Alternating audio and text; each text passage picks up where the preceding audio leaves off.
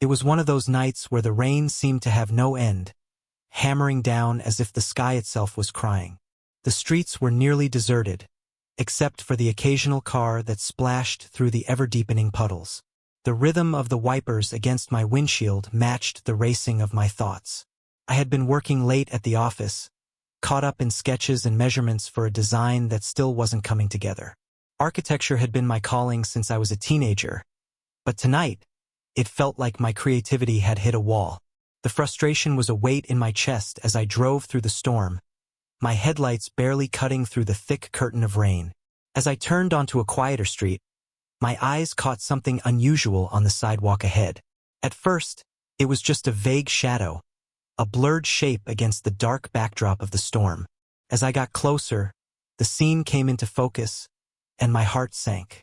A woman was crouched on the ground, clutching a child under what looked like a soaked piece of cardboard. The woman's figure trembled, her shoulders hunched in a way that spoke of exhaustion, defeat, and perhaps even hopelessness. The child, no older than 5 or 6, was pressed tightly against her, their small body almost disappearing into the folds of her thin, soaked jacket. Without thinking, I slowed down and pulled over to the curb. My car's engine hummed as rain hammered against the roof and windows. I rolled down the passenger side window, letting in a rush of cold, damp air. "Do you need help?" I called out, raising my voice over the roar of the rain. The woman's head jerked up, her eyes wide with fear and suspicion. Her face was pale, her cheeks hollow, and her dark hair clung to her skin like wet string. She didn't answer, just stared at me with an expression that was equal parts caution and desperation. The child in her arms whimpered softly, burying their face deeper into her chest. "It's freezing out here," I added, trying to soften my tone. "I can take you somewhere safe and warm." For a long moment, she didn't move. I could almost see the gears turning in her mind. Trust a stranger and get into his car? Or stay out in the storm with her child and hope they'd make it through the night? It wasn't an easy decision, and I didn't blame her for hesitating. Finally, she gave a small, reluctant nod. I reached over and unlocked the passenger door. "Here, get in. The heater's on." She stood up slowly, cradling the child in her arms as though afraid I might snatch them away. Her movements were careful, deliberate, and when she slid into the seat, she kept as much distance from me as the space would allow. The child, a little girl with damp curls plastered to her forehead, didn't make a sound. She clung to her mother like a lifeline, her small hands gripping the fabric. "Thank you," the woman said quietly, her voice hoarse. She didn't look at me, instead focusing on her child as she tried to wrap the thin, soaked jacket more tightly around them. "Don't mention it," I said, keeping my tone light as I adjusted the temperature, cranking up the heat. "I'll take you somewhere safe for the night." She didn't ask where. Maybe she was too exhausted, or maybe she didn't care as long as it was dry and warm. I noticed how her hands trembled as she smoothed the girl's hair, her fingers thin and red from the cold. The drive was silent except for the hum of the heater and the occasional sniffle from the little girl. When we pulled up to my father's old house, the rain had only grown heavier. The modest 2-story home sat at the end of a quiet cul-de-sac, its windows dark and uninviting. My father had moved into assisted living a few months ago, and the house had been sitting empty ever since. It wasn't much, just walls and a roof, but it was warm, dry, and far better than the street. I parked the car and grabbed an umbrella from the back seat. "Wait here," I said, stepping out into the storm. The wind almost ripped the umbrella from my hands as I unlocked the front door and flicked on the lights. The house felt colder than I expected, its emptiness amplifying the howling wind outside. I jogged back to the car and opened the passenger door. "It's open. Let's get you inside." The woman hesitated again, her arms tightening around the child. I could tell she was still wary, but exhaustion won out.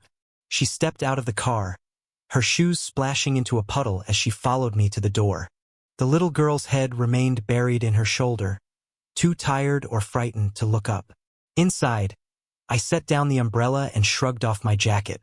"There's a heater in the living room," I said, motioning for them to follow me. "I'll get it going." The woman stepped into the house cautiously, her eyes scanning every corner as though expecting some hidden danger. She didn't say anything as I found the space heater and turned it on, but I caught the slight relaxation in her posture as the warmth began to fill the room. "Make yourselves comfortable," I said, grabbing a couple of old blankets from a nearby closet. "The kitchen's empty, but I can bring some food tomorrow." "Thank you," she said again, her voice barely above a whisper. She sat down on the couch, wrapping one of the blankets around her daughter, who was already starting to drift off. I nodded, unsure what else to say. The silence stretched between us as I stood there awkwardly, watching her settle in. She looked so fragile, so worn down by whatever life had thrown at her. For the first time in a long while, my problems felt small. "Good night," I said finally, heading for the door. "I'll check in tomorrow." She didn't answer, but the way she held her daughter tighter spoke volumes. As I stepped back out into the storm, I couldn't shake the feeling that this was only the beginning of something much bigger. The storm raged on as I drove home, my mind replaying the image of the woman and her child huddled on that street corner. The house I'd left them in was cold and empty, a far cry from what anyone would call a home, but at least it was dry. Sleep didn't come easily that night. Every time I closed my eyes, I saw her face, pale, guarded, yet filled with quiet desperation. The next morning, I stopped by a local grocery store before heading back. My cart was filled with the basics: bread, milk, canned soup, some fruit. I grabbed a small stuffed bear from the toy aisle on impulse. It felt strange, almost intrusive, but something about the little girl's quiet fear stayed with me. When I arrived at the house, it was eerily silent. For a moment, I wondered if they had left during the night. But as I unlocked the door and stepped inside, I heard soft murmurs coming from the living room. I followed the sound and found the woman sitting cross-legged on the floor, her daughter wrapped in one of the blankets I'd left behind. The little girl was playing with a makeshift doll, a sock, tied with a piece of string to form arms and legs. Her mother was watching her intently, brushing her hair with careful strokes, as if anchoring herself with the simple act. "I brought some food," I said, stepping into the room. Both of them looked up. The little girl's eyes widened at the sight of me, but she didn't say anything, shrinking slightly into her mother's side. The woman gave me a cautious smile. "Thank you," she said. Her voice was soft, but there was a little less fear in it today. I set the bag down and pulled out the stuffed bear. "This is for her," I said, holding it out awkwardly. The little girl stared at it, her tiny hands gripping the blanket tightly. Her mother whispered something in her ear, and after a moment, the girl reached out, her small fingers brushing against the bear's fur. She took it cautiously, clutching it to her chest like a treasure. "What do you say, Mia?" the woman prompted gently. "Thank you," the girl whispered, her voice barely audible. I smiled, trying not to show how much that small moment moved me. "You're welcome." Over the next few days, I made it a habit to check in on them.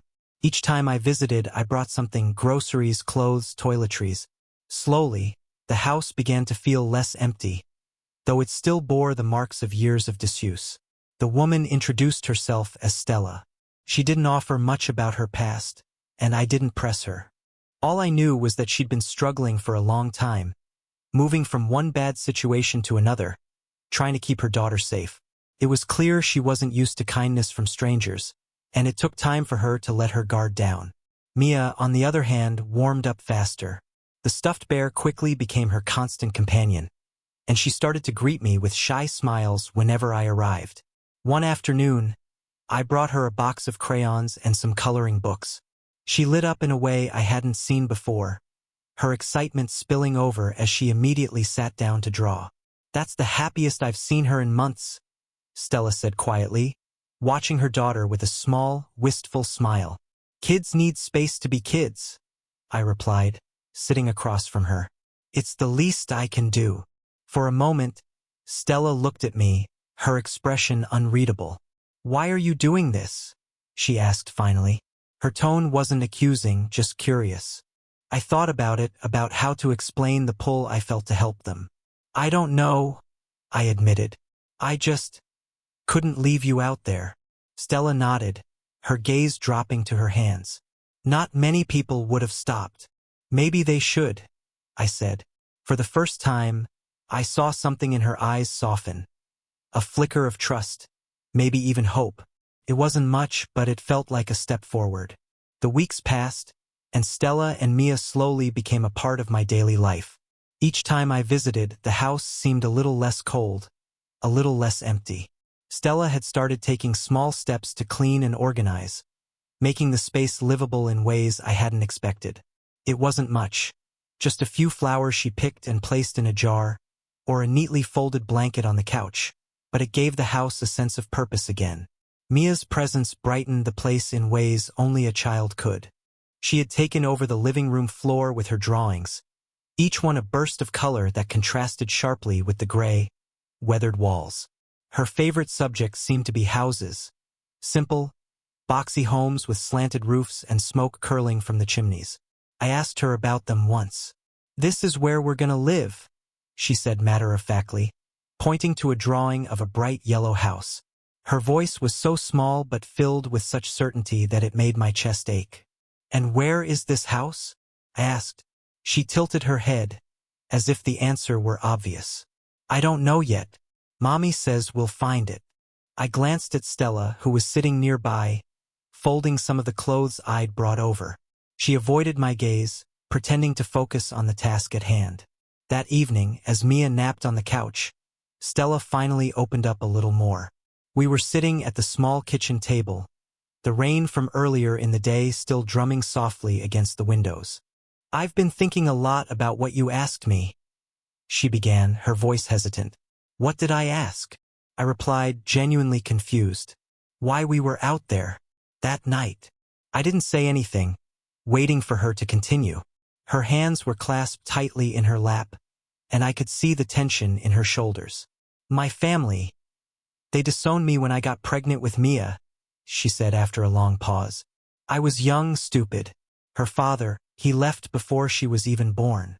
I thought I could manage on my own, but life doesn't always work out that way." Her voice was steady, but there was a rawness to it that made it clear how much it hurt to say those words. "I worked 2, sometimes 3 jobs at a time. I did everything I could to keep a roof over her head. But then I got sick. Nothing serious, just enough to make me miss work. And when I lost one job, it wasn't long before I lost the others. It was like a domino effect. We were evicted within months." She stopped, her gaze fixed on the table. "That night you found us, I didn't know where else to go. We'd been moving from shelter to shelter, but they're always full. I thought maybe we'd just wait out the rain, find someplace dry by morning." Her voice cracked on that last word, and she quickly wiped at her eyes, as if embarrassed by the emotion. "You don't have to explain," I said softly, but she shook her head. "No, I do. You deserve to know. You've done so much for us already, and I don't even know why." I thought about what to say, how to express what had driven me to stop that night. "I saw you and Mia out there, and I couldn't drive past. It didn't feel right. I don't think I could have forgiven myself if I'd left you." She looked at me then, her eyes filled with something I couldn't quite place. Gratitude, maybe, or something deeper. "Thank you," she whispered. We sat in silence after that, the weight of her story hanging between us. It wasn't until Mia stirred on the couch that the spell broke. Stella rose to check on her, and I found myself staring out the window, lost in thought. Her story was tragic, yes, but what struck me most was her resilience. Despite everything, she hadn't given up. Not on herself and not on Mia. The next day, I decided to bring my father, Mr. Robert, to meet them. It wasn't an easy decision. My father was a proud man, the kind who believed in hard work and self-reliance. I wasn't sure how he would react to Stella's situation, but I felt it was important for him to see the house being used for something meaningful. When I arrived at his care facility, he was sitting by the window, reading the newspaper. He looked up as I entered, his sharp blue eyes narrowing slightly. "What brings you here in the middle of the day?" he asked. "I want to show you something," I said. "It's about the house." He raised an eyebrow but didn't argue. following me out to the car. As we drove, I explained everything: how I'd found Stella and Mia, how they were staying at the house, and how I'd been helping them get back on their feet. My father didn't say much, his expression unreadable. I braced myself for his disapproval, but when we pulled up to the house, he simply nodded. Stella greeted us at the door, visibly nervous. She wiped her hands on her jeans, glancing at me for reassurance. "This is your father?" she asked. "Mr. Robert," he said, extending a hand. Stella hesitated for a moment before shaking it. We spent the afternoon together, and to my surprise, my father seemed genuinely impressed by Stella. He listened intently as she talked about her plans for the future, nodding in approval when she mentioned wanting to find stable work. "Everyone deserves a second chance," he said finally, his voice firm. "And you're doing right by your daughter. That's what matters." Stella's eyes filled with tears, but she blinked them away quickly, her smile radiant. For the first time, I saw a glimmer of hope in her, hope that maybe, just maybe, things could get better. Over the following weeks, Stella, Mia, and my father began forming an unexpected bond. I could see how Mr. Roberts' quiet wisdom and unwavering belief in second chances reassured Stella in ways my actions couldn't. My father had always been a man of few words, but when he spoke, every word carried weight. He treated Stella with dignity and respect, never once making her feel less than anyone else because of her circumstances. Mia, on the other hand, adored him. She would sit by his side, holding her little bear and asking questions about the world. Mr. Robert would smile, telling her stories about the places he'd been and the things he'd built back in his younger days.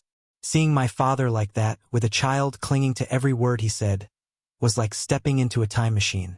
It reminded me of my own childhood and the countless hours I'd spent listening to him talk about his architectural projects. Those memories were what inspired me to follow in his footsteps. Stella, though still cautious, began to trust me more. She started opening up about her dreams, things she'd pushed aside in the chaos of survival.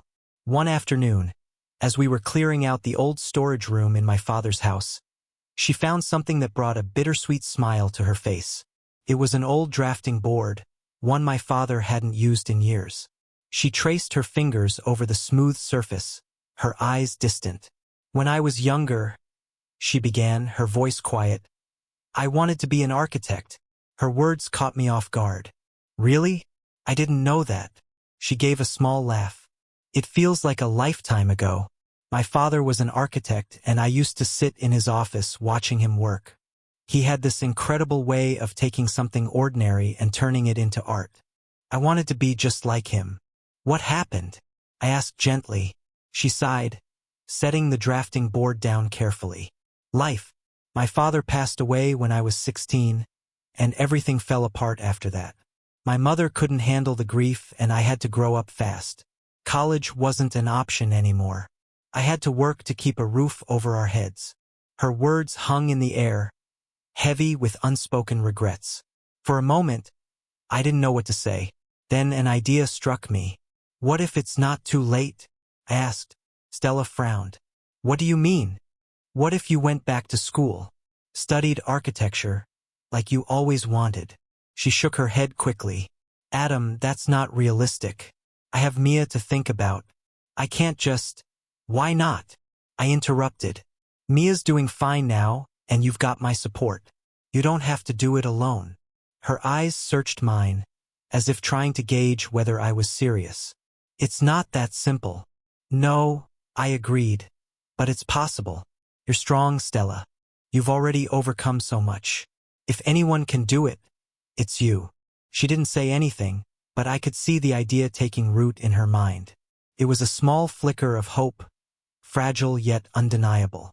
With my encouragement and my father's blessing, Stella began taking steps toward rebuilding her life.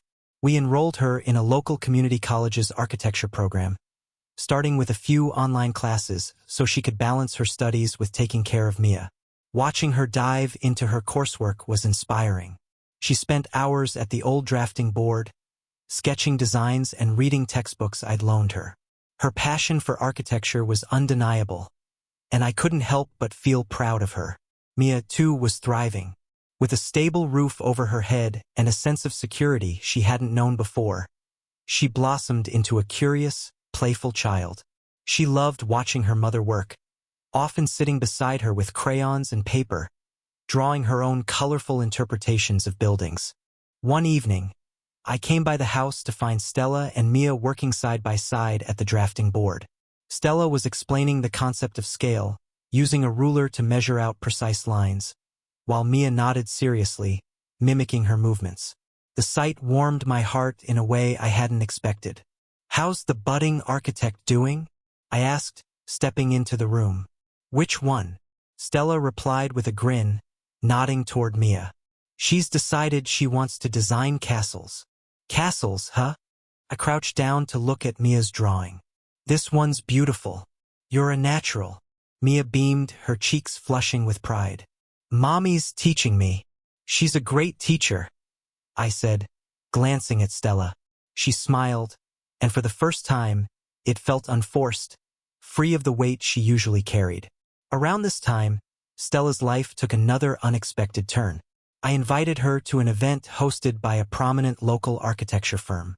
It was a chance for her to network, to meet people who could help her find her footing in the industry.